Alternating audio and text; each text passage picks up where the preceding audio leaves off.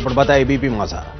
बातमी सांगलीतून. सांगलीमध्ये एका उच्चशिक्षित गरोदर महिलेनं सासरच्या लोकांच्या त्रासाला कंटाळून आत्महत्या केल्याचा आरोप होतोय.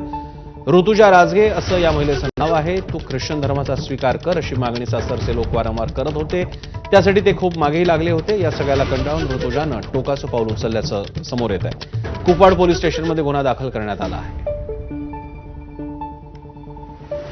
विजय केसरकर आपले स्थानिक प्रतिनिधी अधिक माहिती देत आहेत. विजय.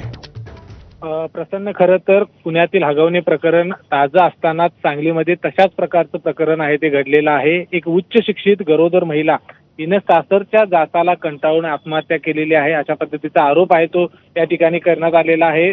जी महिला आहे त्या महिलेच्या माहेरच्या लोकांनी केलेला आहे. ही जी ऋतुजा राजगे आहे हिचं लग्न झालं आणि 2021 मध्ये सुकुमार राजगे हिच्याशी लग्न झाल्यानंतर ती हिंदू धनगर होती.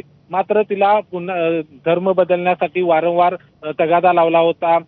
तू देवाच्या पाया पडायच्या नाहीत अशा पद्धतीचा देखील उल्लेख आहे तो या सगळ्या तक्रारीमध्ये करण्यात आलेला आहे. आणि यासाठी जे सासू सासरे आहेत ते वारंवार तिचा छळ करत होते अशा पद्धतीचा उल्लेख देखील या सगळ्या तक्रारीमध्ये करण्यात आलेला आहे.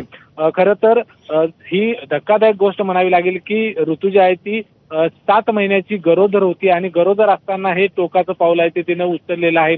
आता कुपवाड पोलीस ठाण्यामध्ये गुन्हा दाखल करण्यात आलेला आहे सासरच्या मंडळींच्या विरोधात आणि त्यांना अटक देखील होईल, त्यांच्यावरती कारवाई देखील होईल. मात्र एक उच्च शिक्षित या ठिकाणी महिलेनं, कारण तिचा जो पती आहे सुकुमार राजगे हा देखील उच्च शिक्षित, तो देखील चांगल्या नोकरीवर आहे. असं असताना धर्मांतराच्यासाठी किंवा इतर गोष्टीसाठी एका उच्च शिक्षित महिलेचा छळ करणं आणि त्याच्यातून ही टोकाचं पाऊल ऋतुजानं उचललेलं आहे. त्यामुळे एक संतप्त प्रतिक्रिया आहेत त्या सांगलीमधून येताना आपल्याला पाहायला मिळत आहेत. हगवणे प्रकरण ताजं असताना सांगलीमध्ये देखील अशाच प्रकारचं हे प्रकरण घडलेलं आहे. प्रसन्न. धन्यवाद विजय, तुम्ही दिलेल्या या माहितीबद्दल.